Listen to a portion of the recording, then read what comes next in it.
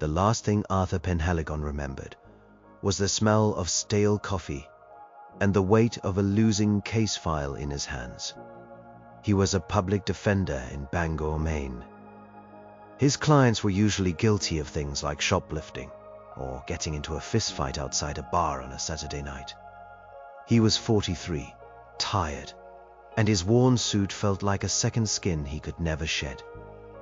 One moment he was staring at a coffee ring on his desk that looked vaguely like the state of Texas. The next, the world dissolved. It wasn't a flash of light or a loud noise. It was a cessation. The smell of coffee vanished. The hum of the fluorescent lights died. The feeling of the cheap office chair beneath him was gone. He was standing. The air was cold, sterile, and had no scent at all. It was like breathing in a vacuum that somehow still had oxygen. He was in a room or a space that served as a room. There were no visible walls, just an endless expanse of soft gray light that seemed to swallow sound. He stood on a smooth black disc. In front of him, on a much larger elevated disc, sat a being of pure incandescent light. It was shaped like a human skeleton, but 10 feet tall and woven from threads of white fire. It didn't radiate heat, only a profound and ancient authority. To its right stood another entity. This one was a column of swirling, iridescent gas, like an oil slick in a whirlwind. It shifted and pulsed with colors Arthur had never seen before. A voice entered his mind. It wasn't a sound, it was a thought, planted there as neatly as a gardener planting a seed. The thought was, not in English, but he understood it perfectly. You are Arthur Penhaligon. Arthur's heart hammered against his ribs. He tried to speak, but his mouth was dry as dust. He just nodded, a tiny, jerky movement. You have been selected. Der timeshare presentation? A cult. His mind, trained to find the most mundane explanation for the bizarre, was failing him spectacularly. The column of gas swirled faster. Another thought, this one colder and sharper, pierced his consciousness. It came from the gas thing. You will serve as defense counsel for the species. Homo sapiens, Joxavitis stands axist. Arthur's brain felt like it had been put in a blender. Defense counsel? For who? He looked from the fiery skeleton to the swirling gas. My client, he managed to whisper, his voice a pathetic croak. The fiery skeleton, the adjudicator, planted the thought again, this time with the force of a tidal wave. The species, Homo sapiens. Humanity, your people. The gassy being, the prosecutor, chimed in. The charge is existigia tu manklins. You are a plague, a virus of consciousness. Toros dojaos and discord not through action, but through the very nature of your being. You are a natio na, to the harmony of the cosmos. Arthur stared. He thought of his last client, a kid named Ricky, who had tried to steal a lobster from a supermarket tent by hiding it in his pants. Now this, it was too much. The sheer, crushing absurdity of it was a physical weight. The prosecution will present its evidence. The adjudicator's thought voice was final. The prosecutor swirled, and an image bloomed in the gray space between them. It was a perfect, three-dimensional reconstruction. A little girl, no older than 5, stood in a kitchen. She had chocolate smeared around her mouth. A woman, her mother, stood before her, hands on her hips. Did you eat the cookies I told you not to touch? The mother asked. The little girl shook her head, her eyes wide and innocent. No, Mommy. The scene froze. See, The prosecutor's thought was triumphant, sharp with disgust. It begins. The first caution. What? Arthur said, finding his voice. What are you talking about? She's just a little kid.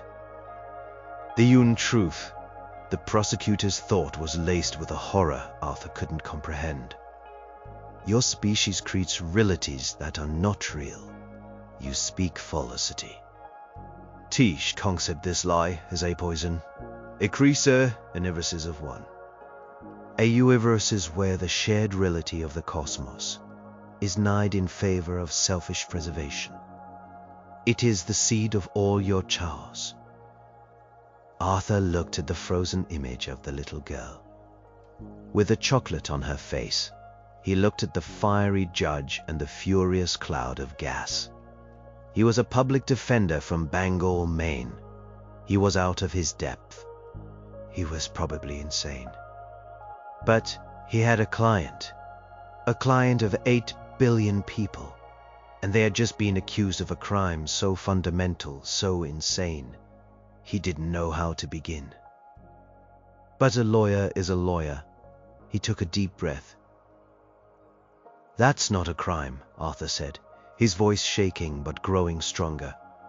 That's a mercy. The fiery skeleton seemed to lean forward. The swirling gas paused. She's protecting herself from punishment, Arthur continued, the words starting to flow as if he were in a courtroom back home. But she's also protecting her mother's feelings. She knows her mother would be disappointed. It's not about creating a false reality. It's about navigating a world of complex emotions. It's a survival trait. It's kindness in a weird way. The prosecutor pulsed with a violent purple. A lie is a lie. It is a fissure in the fabric of what is.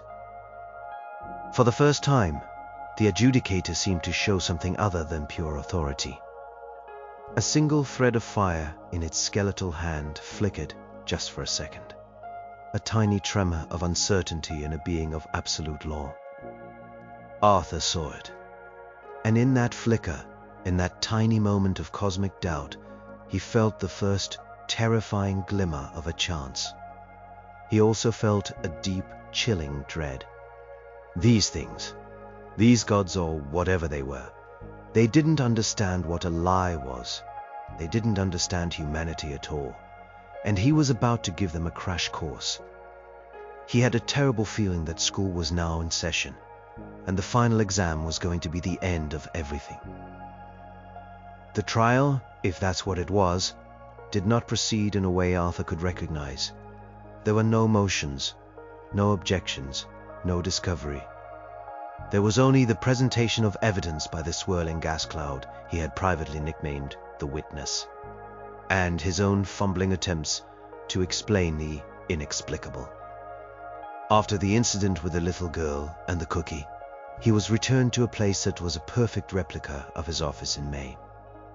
The same coffee ring on the desk, the same squeaky chair, the same view of a brick wall out the window. It was a cage designed to look like home. He couldn't leave. The door wouldn't open. The phone was dead. There was no one there but him and his thoughts, which were rapidly becoming his worst enemies. How do you defend a species? He wasn't a philosopher or a scientist. He was a man who helped people deal with DUIs. He paced the small room, the cheap carpet, feeling both real and utterly fake beneath his feet. He was a specimen in a jar, and the beings outside were staring at him, trying to figure out what made him tick. And he was their only source of information. The thought made his skin crawl. When they took him again, it was with the same silent, seamless transition. One moment he was touching the fake brick of his fake window. The next he was back on the black disc, facing the fiery adjudicator and the furious, swirling witness. The adjudicator was still a monument of burning law. The witness, however, seemed agitated. The colors within it shifted more rapidly, with jarring transitions from cool blues to angry reds. Prosecution continues. The adjudicator's thought filled his mind. The witness paused, and a new image appeared. It wasn't a home video this time. It was a piece of art. Vincent van Gogh's The Starry Night. It hung in the grey void, more vibrant and alive than any print Arthur had ever seen. The swirling, energetic sky, the cypress tree reaching up like a dark flame. It was beautiful. It was breathtaking. She this. The witness's thought was sharp, accusatory. This is the ligging form. This is the ligging form. This is the untruth. Made is the lentruth. Mad by. Arthur blinked. Infected. It's a painting. It's one of the most famous paintings in human history. The being that created this was damaged. The witness projected a stream of information directly into Arthur's mind. It was Van Gogh's medical history, his letters detailing his torment, his psychological anguish. The patterns in this are a visual representation of his mental chaos. A sky does not look like. A town is not built of these shapes. S. A sickness of the mind projected onto a canvas.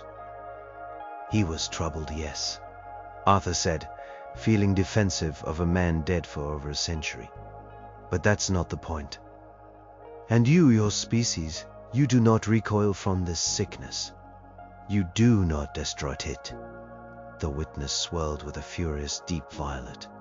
You celebrate. Manainity you hang out.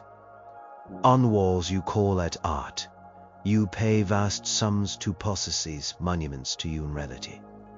You are willingly bathing yourselves in the madness of a single broken mind. Arthur looked at the painting. He wasn't an art critic. He was a guy who liked Norman Rockwell because it reminded him of his grandfather's house. But looking at The Starry Night, he felt something. A longing, a sense of wonder, a little bit of sadness. You are wrong, Arthur said. You see chaos. We see Talas, we see. Feeling, he painted what the world felt like to him, not just what it looked like. That's the whole point. We can't share thoughts like you can. We can't just project our feelings into someone else's head. So we have this. We have art. We have paintings and music and books. It's how we tell each other we're not alone in how we feel. He pointed at the swirling sky in the painting. He felt the world was this huge, powerful, beautiful, and maybe a little scary place. And when we look at it for a second, we can feel it too. It's not an infection, it's a connection. The subdiv cannot be truth. The witness's thought was insistent. Truth is singular, universal. What you decide is a multitude of falsehoods, each compete for dominance. It is the essence of discord. Maybe truth isn't as simple as you think it is, Arthur shot back. Maybe here is my truth and your truth and his truth, and maybe they are all valid. The witness seemed to recoil, the gases pulling in on themselves as if struck. The concept was clearly abhorrent to it, and again Arthur saw it. A more pronounced flicker in the adjudicator's form. Not just a thread this time, but a whole section of its fiery ribcage seemed to stutter, to lose cohesion for a brief moment before snapping back into place. And with every explanation, he was chipping away at their perfect logical foundation. He was showing them shades of grey, and they only knew black and white. He wasn't just defending his client, he was changing the court. He was changing the judge. The thought was terrifying. He wasn't winning the case on its merits. He was corrupting the system from the inside out. And he had no idea what would happen when it finally broke. His fake office was beginning to feel less like a cage and more like a laboratory where he was both a scientist and a rat. He tried to sleep on the cheap couch, but his dreams were filled with swirling colors and fiery skeletons. He'd wake up with the ghost of their thought voices in his head. Existential malignancy, a fissure in the fabric of what is. He was starting to piece it together, these beings. The adjudicator and the witness, they were part of a collective, a hive mind maybe, a perfectly ordered logical consciousness that spanned, who knows, how many worlds. They shared one reality, one truth. For them, a lie wasn't just a sin. It was a logical impossibility, a tear in the single, unified fabric of their existence. And art, with its messy, subjective emotions, was a structured, deliberate lie. Humanity, with its billions of individual minds, each with its own secrets, its own stories, its own truths, must look like a cosmic cancer to them. A screaming, chaotic mess of individuality that threatened their serene, singular existence. The next time he was pulled into the courtroom, the change was palpable. The gray void felt heavier. The adjudicator's light seemed dimmer, less steady. The witness was no longer a smooth column of gas. It was clumpy, like curdled milk, and the colors within it were muddy and angry. The prosecution presents its evidence of your malignancy. The witness's thought was ragged now, not the clean, sharp thought of before, but something with an edge, an emotion, frustration. A new scene bloomed. It was a black and white film. A man and a woman were dancing on a terrace under the stars. Music played, a slow, romantic tune from an old movie.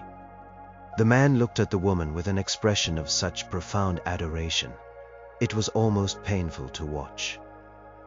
"I would die for you," the man said. "And I for you," the woman replied, her eyes shining. The scene froze on their faces. Betode, the witness's thought was practically a sneer. The culmination of your previous corruption, the untooth of the lie. Massachusetts allied to the chaos of emotion. Arthur was confused. What's wrong with this? They're in love. It's a beautiful thing. Love. The witness spat the word into his mind like it was poison. This ilve is the most potent form of your sickness. Eep, who is an irrational attachment to a single imperfection. It is a severing of the self from the whole. It is the ultimate expression of selfishness. Selfishness. He just said he would die for her. That's the opposite of selfish. The logic is flawed. The witness pulsed a sickly yellow-green. The species survival dictates the preservation of the self. Thesis: love prompts self-destruction for the sake of another. It is a biological paradox, a mental disease that leads to annihilation. Will is the precursor to grief, to laws, to the pain that fractures your minds. The bro create these bonds knowing they will be broken by your mortality, inviting suffering. It is insanity. Arthur felt a surge of anger. They were taking the most beautiful parts of being human and twisting them into crimes. The lie of a child, the vision of an artist, the love between two people. "You don't get it," Arthur said, his voice low. "You just don't get it.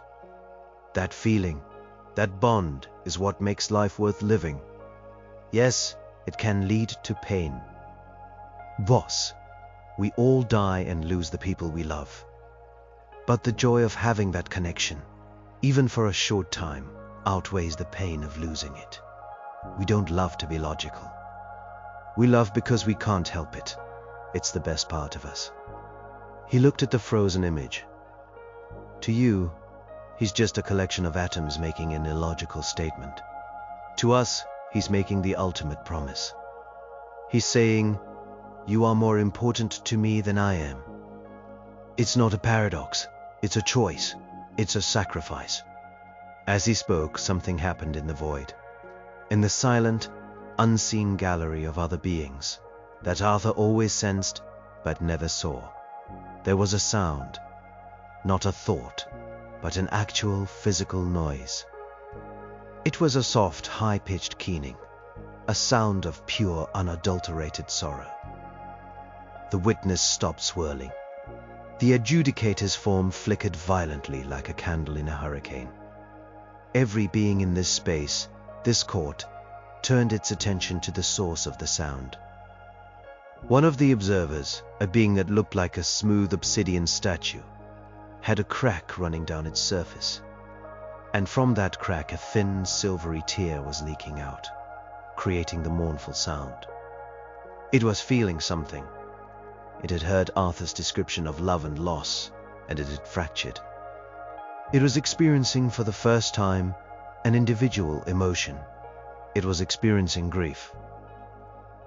The witness's thought lashed out, not at Arthur but at the crying statue, a thought of pure, panicked fury. Silence! Conform! But it was too late. The first crack had appeared. The first note of discord had been sung in their perfect, silent choir. Arthur stared, his blood running cold. He hadn't just explained love, he had weaponized it. The trial was no longer about judging humanity. It was becoming a crucible for the judges themselves. And they were beginning to break. The perfect replica of his office no longer felt like a cage or a lab. It felt like the eye of a storm. He knew, with a certainty that chilled him to the bone, that things were falling apart out there in the gray void. He had broken something.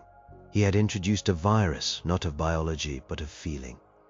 Grief, love, individuality. He sat in his squeaky chair, staring at the coffee ring. And for the first time, he felt a profound pity for his accusers.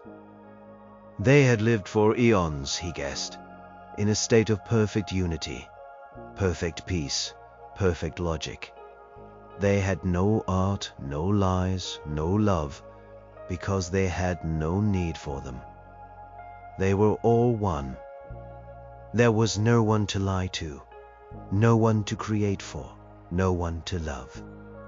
They existed in a state of being so alien he could barely conceive of it, and he had just smashed it to pieces with a few simple words about human nature. He thought about the keening sound from the cracked obsidian statue.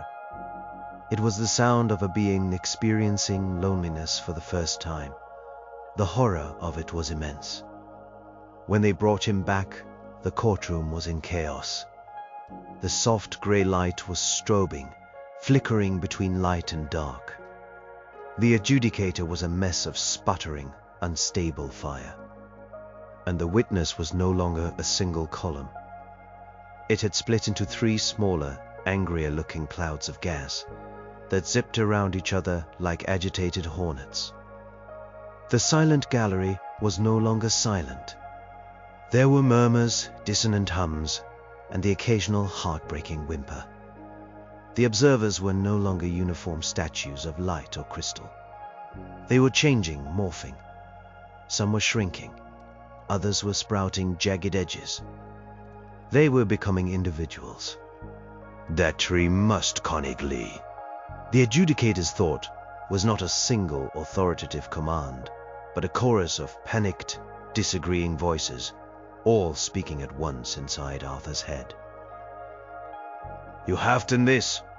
One of the three witness clouds shot a thought directly at him. It was no longer a prosecutor presenting a case. It was a personal accusation dripping with a new raw emotion, hatred. You have presented yes with your Chio? Yeah, monster.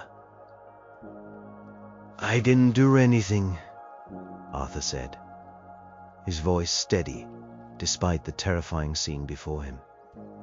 "I just answered your questions. You are the ones who put humanity on trial.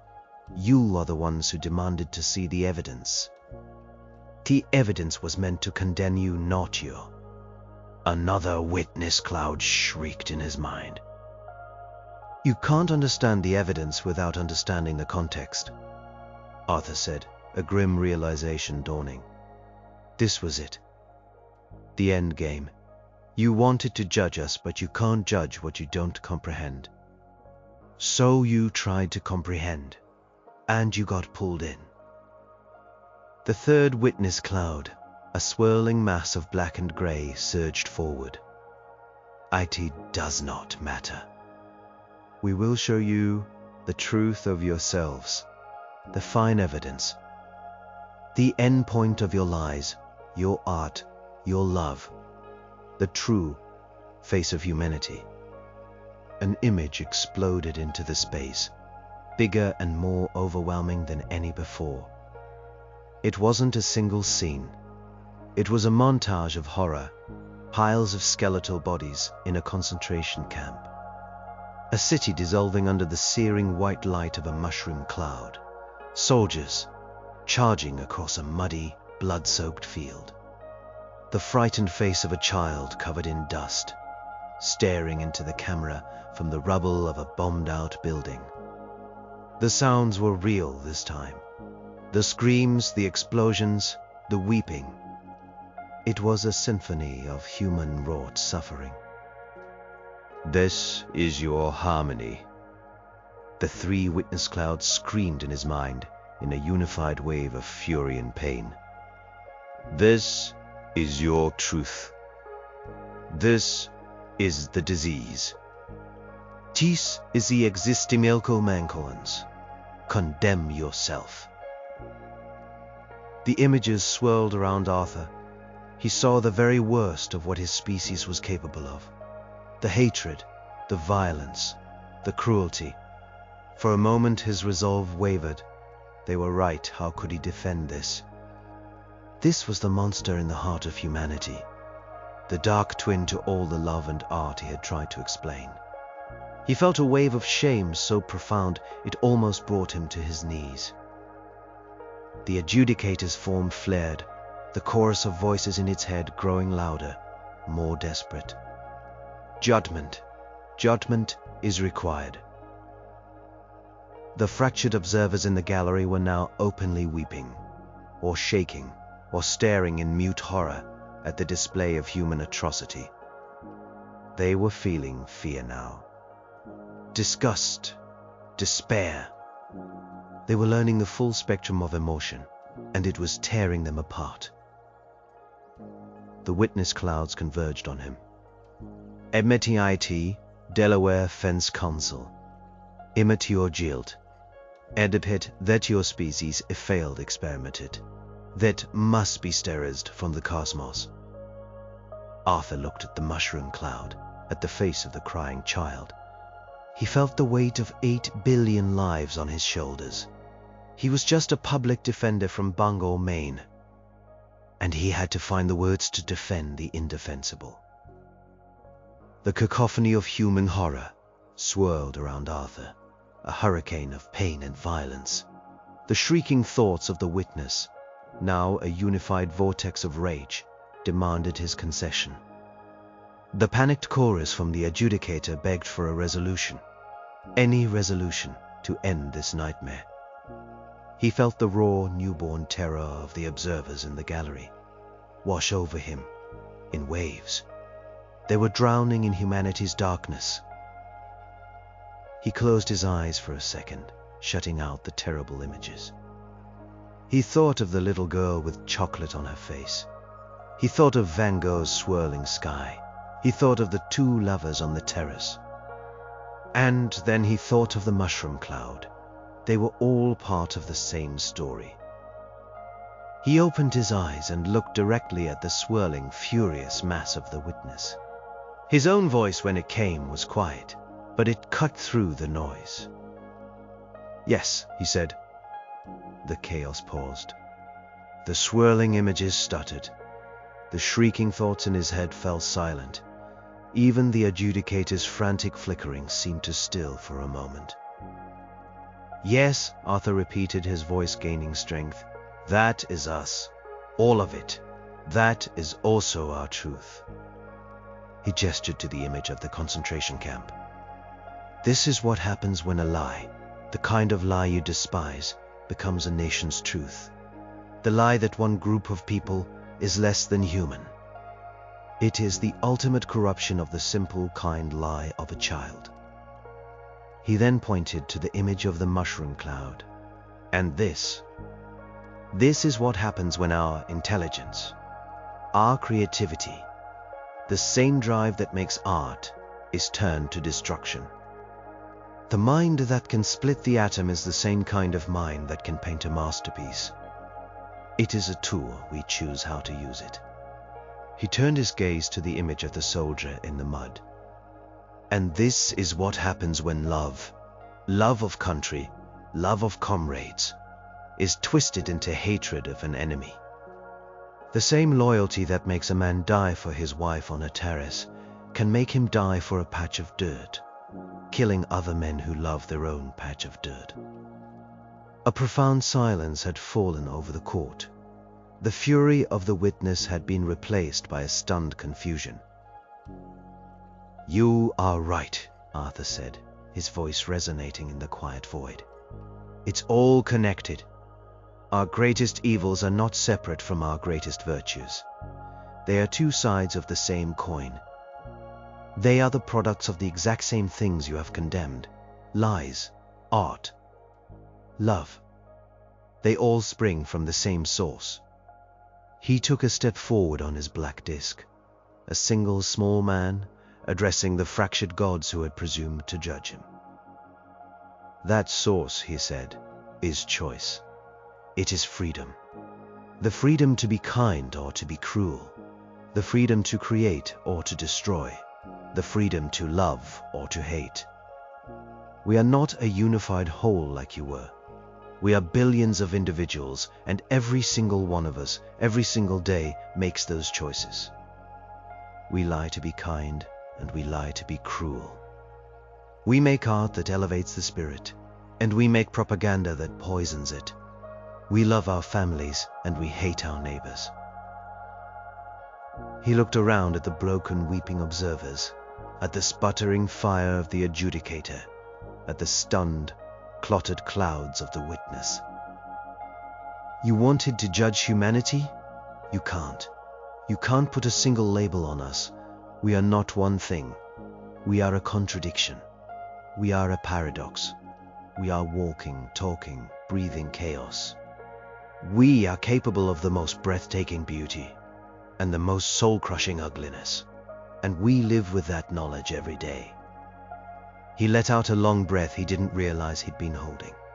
His closing argument, the case of humanity, the cosmos.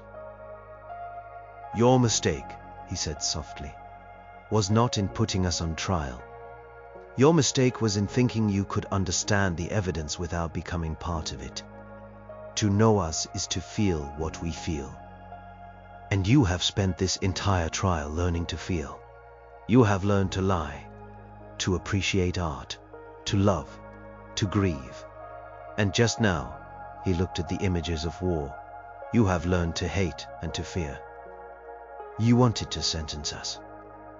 But you can't do that anymore, because now you are just like us." The witness, the three clouds of it, slowly, silently, merged back into one. But it was not the proud, perfect column of before. It was a murky, gray, still cloud. Defeated. The adjudicator's light, which had been sputtering, coalesced. The chorus of voices in its head died down, replaced by one single, clear thought that echoed through the void and through Arthur's mind. A voice filled with a terrible newfound sadness. "The verdict is rendered." The adjudicator's thought voice, now singular and imbued with an ancient sorrow, hung in the void. It was no longer the voice of pure law, but of something that had experienced loss.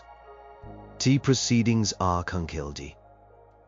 The horrifying images of war and suffering dissolved back into the neutral grey. The chaotic strobing of the light ceased, settling into a dim, mournful twilight. The broken observers in the gallery were still, their new, individual forms frozen in postures of grief or shock. They were a tableau of a shattered civilization. Arthur stood on his disc, his heart pounding. He had no idea what was coming next. Annihilation? A cosmic prison sentence. Tvevno homo sapiens, the adjudicator's thought continued, soft and final, is found. There was a long pause. Arthur held his breath.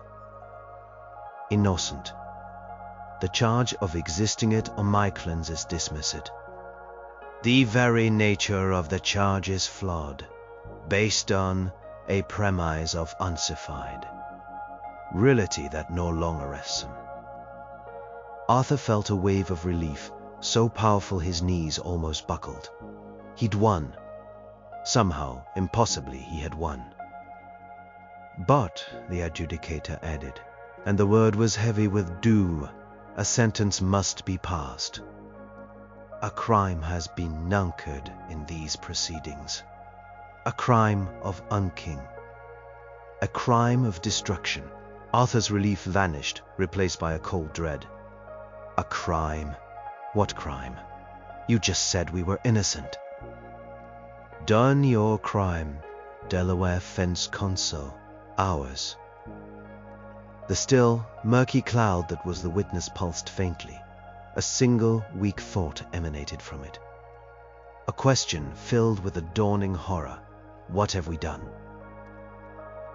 We sought to judge ye, the adjudicator explained, its voice a funeral dirge. In doing so fights it.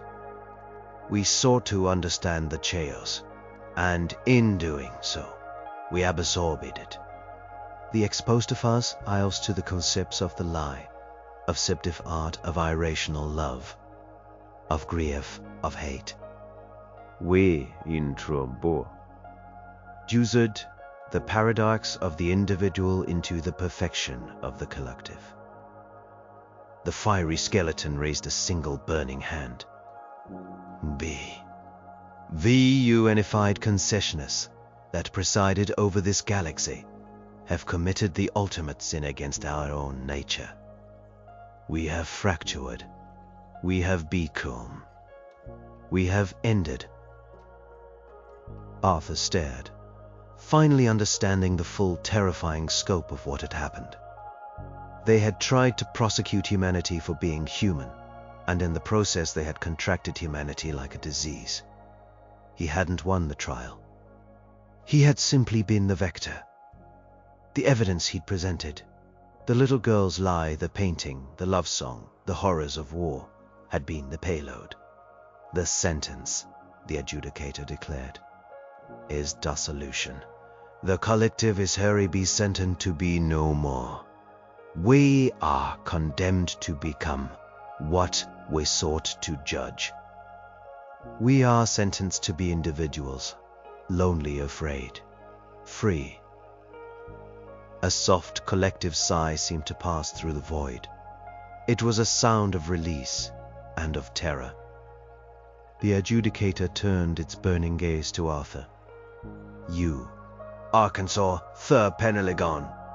Arkansas, ye the agent of this judgment. You expand your species. You taught us to become. There is no reward for this. There is no punishment. There is only the consequence. The world began to dissolve around him, just as it had in his office. The grey light swirled. The black disk beneath his feet grew soft. No will be returned. The adjudicator's final thought was not a command, but a whisper. Live in the Charles you have spread. Then everything went black. He was sitting in his chair. The smell of stale coffee hit him like a physical blow. The weight of the losing case file for Ricky, the lobster thief, was in his hands. The fluorescent lights hummed their flat, familiar tune. Outside his window, the brick wall was just a brick wall. He gasped, his lungs burning as if he hadn't breathed for a week. He looked at his hands. They were trembling. He looked around his office. Everything was exactly as it had been. The coffee ring still looked like Texas. Was it a dream? A hallucination brought on by stress and too much cheap caffeine? It felt more real than the desk in front of him. The thought voices still echoed in the back of his mind. The image of the fiery skeleton was burned onto the inside of his eyelids. He pushed his chair back, his legs shaky. He had to know. He stood up and looked at his desk, his eyes scanning every inch of its cluttered surface. The stacks of files, the Rolodex, the chipped coffee mug, the pen holder. Everything was normal. Everything was the same. And then he saw it. Sitting next to his phone on a clear spot on the fake wood veneer was a small, smooth, black stone. It was perfectly polished, cool to the touch, and it seemed to absorb the light around it. It hadn't been there before. It was a piece of the disk he had stood on, a souvenir from the courtroom at the end of the universe. He picked it up. It was heavy, real, it was proof. He sank back into his chair, the stone clutched in his hand. He had defended humanity. He had saved his species. But he had also unintentionally destroyed another. He had shattered a civilization of what could only be called gods, and populated the galaxy with billions of new, terrified, lonely souls. They were out there now in the silent dark between the stars, just like us. Learning to lie, to love, to grieve, to hate. Arthur Penhaligon, public defender from Bangor, Maine, leaned forward and put his head in his hands. He didn't feel like a hero. He felt like a man who had accidentally committed genocide and deicide all at once. The universe was a much bigger, stranger, and sadder place than it had been yesterday, and it was all his fault. The weeks that followed were a study in quiet madness. Arthur went to work. He represented his clients.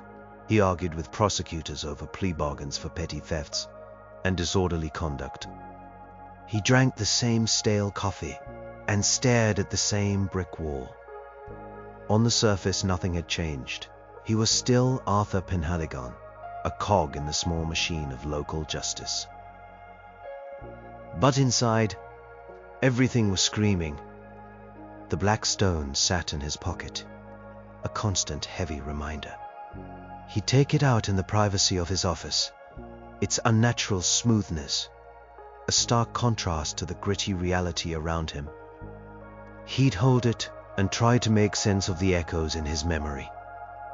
The fiery judge, the swirling witness, the keening sound of a being feeling sorrow for the first time. He started watching the sky. He'd stand on his porch at night, ignoring the mosquitoes, and just stare up at the pinpricks of light. He wasn't looking for UFOs or alien invasions. He was listening for the silence. He was imagining the newfound terror that now populated that vast emptiness. Billions of freshly minted individuals, wrenched from a perfect union, now adrift and alone. Were they looking back? Did they hate him? Did they hate all of humanity for what they had become? His work suffered.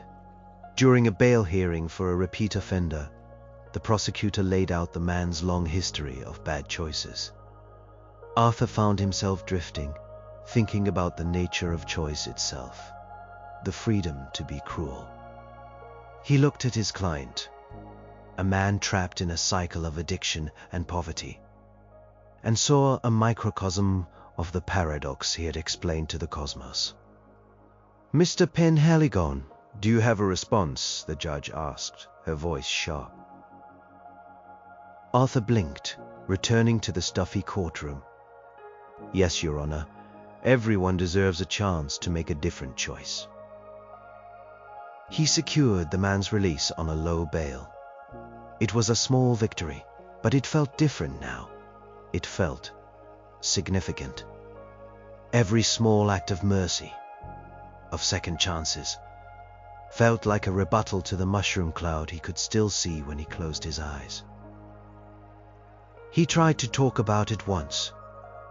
He was having a beer with a colleague, another overworked lawyer named Dave. Dave, Arthur started, swirling his beer in its glass. You ever think about what makes us, you know, why we lie and cheat but also write poems and help old ladies across the street? Dave took a long drink and wiped his mouth. Art, you've been staring at that wall for 10 minutes. You need a vacation. Go to Florida. Forget about why some dirtbag stole a car stereo. He did it because he's a dirtbag. End of story. Arthur fell silent. How could he explain? Dave, I recently explained the entirety of the human condition to a court of godlike aliens, and in doing so, accidentally shattered their collective consciousness, sentencing them to a lonely, terrifying existence. So, car stereos feel a little small right now. He just nodded and finished his beer. He was as alone as the beings he had fractured. He was an individual, holding a truth no one else could ever understand. The irony was a bitter taste in his mouth. The real change began subtly. It wasn't in the sky. It was in the news. Strange reports started trickling in from astronomical observatories.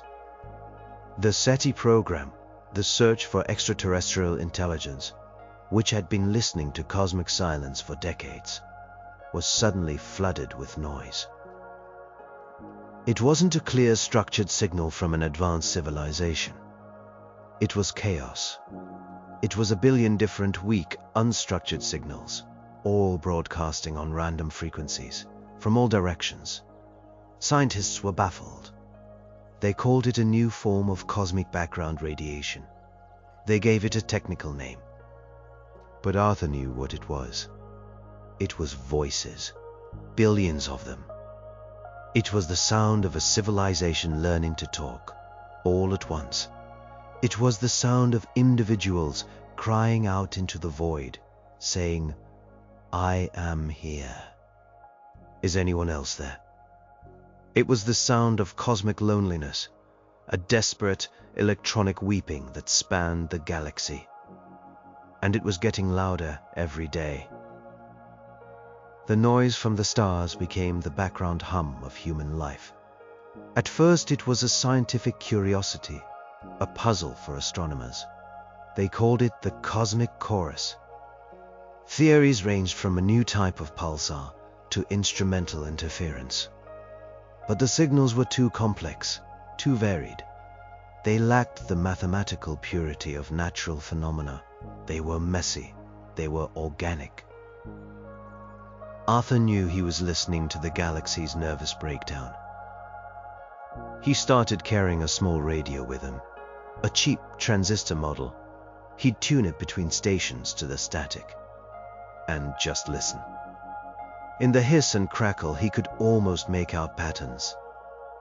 A rising tone that sounded like a question, a frantic series of clicks that sounded like panic, a long, low hum that felt like a lament. He was eavesdropping on the sorrow he had created. The world changed. Slowly at first, then all at once. The cosmic chorus wasn't just a scientific anomaly anymore. It started to bleed into everyday technology. Satellite communications became unreliable, filled with phantom signals. GPS systems would flicker, showing locations millions of miles away for a split second. The internet, the great connector of humanity, started to experience bizarre, unexplainable glitches. Websites would spontaneously display strings of alien geometric symbols. Emails would arrive corrupted, not with junk code, but with what looked like elegant, sorrowful poetry, written in a language no one had ever seen. The digital world was being haunted by the ghosts of a broken god. People were scared. Religions were born overnight, worshipping the sky voices. Doomsday cults proclaimed the end was nigh. Governments held emergency sessions, trying to understand what was happening. They directed the world's most powerful radio telescopes to the heavens, trying to isolate a single signal to translate the chaos. They were trying to do the exact same thing the adjudicator had done. They were trying to understand. Arthur felt a cold dread creep up his spine. Was humanity about to fall into the same trap? Would our attempts to understand these new, chaotic signals end up changing us in some fundamental way? One evening he was in his office late, listening to the static on his radio. A new sound cut through the usual hiss. It was different. It was clearer. It was a sequence of tones repeating, a simple pattern, a melody. It was just a few notes, but they were filled with a profound sense of melancholy. A simple, sad little tune. It reminded him of a child humming to themselves in the dark, to ward off fear. He felt an immediate, powerful connection to it. This wasn't just random noise. This was a being, a single individual being somewhere, out there in the infinite dark, creating something. Not for a strategic purpose, not to communicate complex data, but for the sake of the thing itself, for the feeling. It was art, the first piece of art from the new civilization. The sound was beautiful and heartbreaking. Arthur sat there in his cheap office chair, tears rolling down his cheeks. He was listening to the first poem of a newborn soul, a soul he had midwifed into a terrifying existence. The melody repeated over and over. It was a lonely sound, but it wasn't a sound of pure despair. There was something else in it, a flicker of something more. Hope. It was the sound of a being choosing to create beauty in the face of overwhelming loneliness. This, he realized, was the other side of the coin. He had given them sorrow, but he had also given them this: the ability to make a song in the dark. The little melody was picked up by observatories around the world. It became known as the lullaby. It was the first coherent message from the stars. It wasn't a threat. It wasn't a greeting. It was a feeling. Humanity as a whole seemed to understand. The fear that had gripped the planet began to recede, replaced by a strange sense of empathy. We weren't alone, and whoever was out there, they were lonely too. The cosmic chorus was no longer the sound of a threat, but the sound of neighbors we hadn't met yet, all whispering in the dark. Arthur felt the heavy weight on his soul lighten, just a fraction. Maybe he hadn't just spread a plague. Maybe he had planted a garden, a messy, chaotic, beautiful, and terrifying garden that now spanned the stars. The lullaby changed everything. It humanized the chaos. The noise from the stars was no longer an abstract threat, but the expression of beings who felt something akin to what we felt. Our art, our music, our stories suddenly took on a new significance. They weren't just for us anymore, they were our answer to the call. Musicians began incorporating the lullaby into their work. Artists created paintings, inspired by the swirling geometric patterns that flickered across computer screens. Writers wrote stories about the lonely ones. Humanity, in its messy, unpredictable way, was responding to the galactic sorrow, not with fear, but with empathy. We were reaching back. Arthur watched this unfold with a sense of awe and terror. He saw a global project launch, a new golden record, like the one sent on the Voyager probes. But this one was different. It wasn't just a collection of scientific diagrams and formal greetings. This was a massive, crowdsourced effort to send the very things the witness had used as evidence against us. They broadcast Shakespeare's plays because they were full of love and betrayal and flawed, wonderful characters. They broadcast the blues because it was the sound of pain turned into beauty. They sent recordings of children laughing, of people arguing in marketplaces, of whispered secrets and shouted declarations of love. They sent our lies, our art, our love, our grief. They sent the whole chaotic, contradictory mess. They were sending the human condition out into the void as a message of solidarity. "We hear you," it said. "We are like you." Arthur was sitting in his office, reading about the project on his computer, when his phone rang. It was a number he didn't recognize from a Washington, D.C. area code. He almost ignored it. "Hello?" he answered. "Is this Arthur Penhaligon?" a woman's voice asked. It was crisp, professional, and held an undercurrent of authority. "Speaking." "Mr. Penhaligon, my name is Dr. Aris Thorne. I am with a certain government agency that has been monitoring the recent celestial phenomena. Your name came to our attention. We believe you may have some unique insight into the situation." Arthur's blood ran cold. The black stone in his pocket suddenly felt like it weighed 1,000 pounds. "I am a public defender from Bangor, Maine. I think you have the wrong number." "We don't think so," Dr. Thorne said, her voice softening slightly. "For the last year, we've been running the world's most advanced translation algorithms on the cosmic chorus. We've managed to isolate and decrypt fragments. Mostly noise, mostly nonsense. But one word keeps appearing over and over, attached to transmissions originating from our solar system.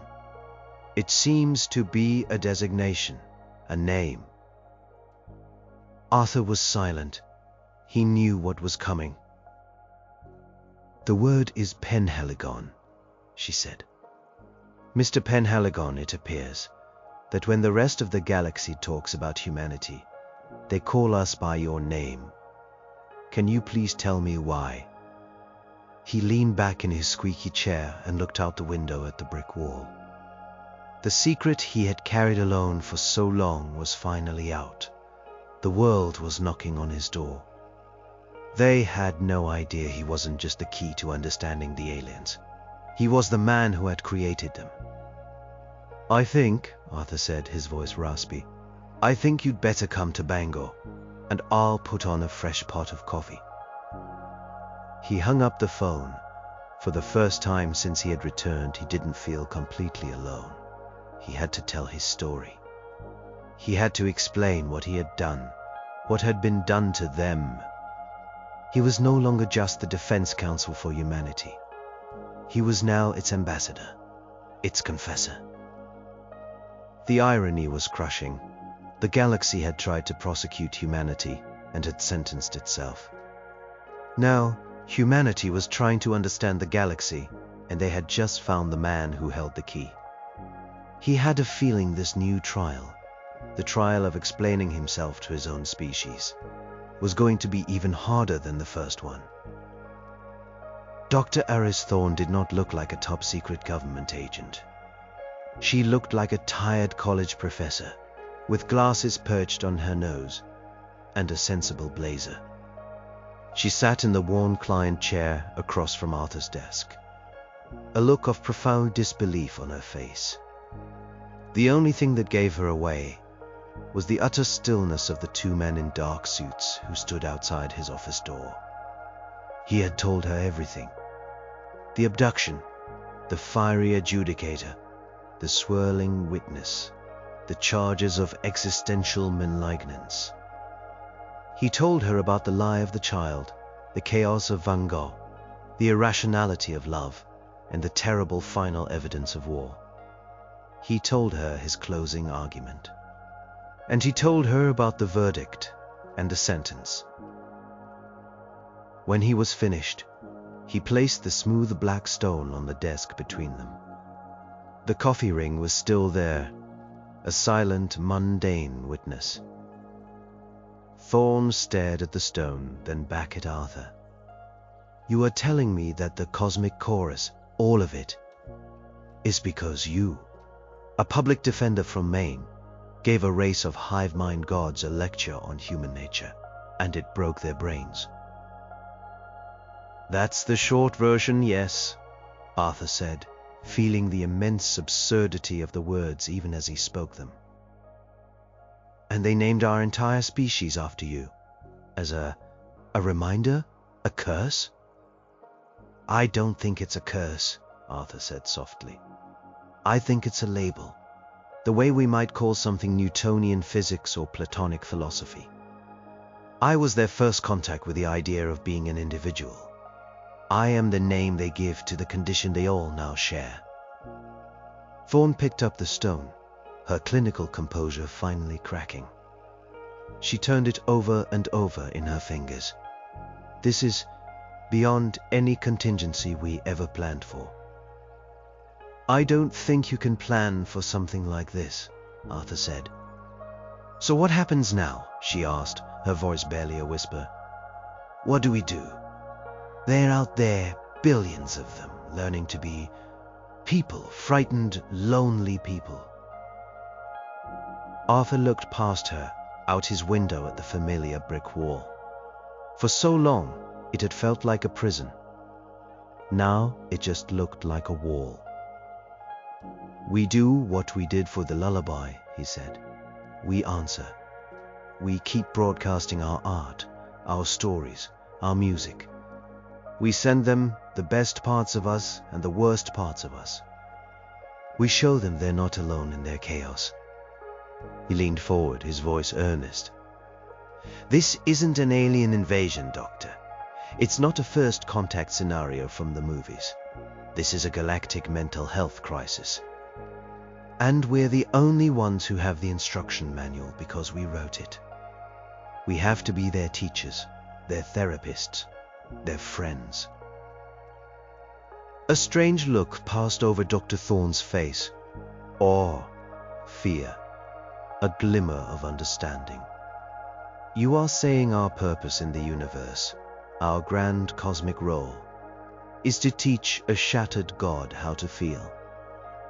"It seems so," Arthur said. A small, sad smile touched his lips. "It turns out our greatest flaws are our most important export." The Galactic Court had tried to prosecute humanity. They had looked at our chaos, our lies, our irrational emotions, and they had seen a disease. They had put us in the dock, ready to pass sentence, to sterilize the cosmic aberration that was mankind. But to judge they first had to understand, and in understanding they were undone. They sentenced themselves to the very condition they condemned. They sentenced themselves to be human. Arthur Penhaligon, the man who had been chosen to speak for his species, now had a new client. A galaxy full of them.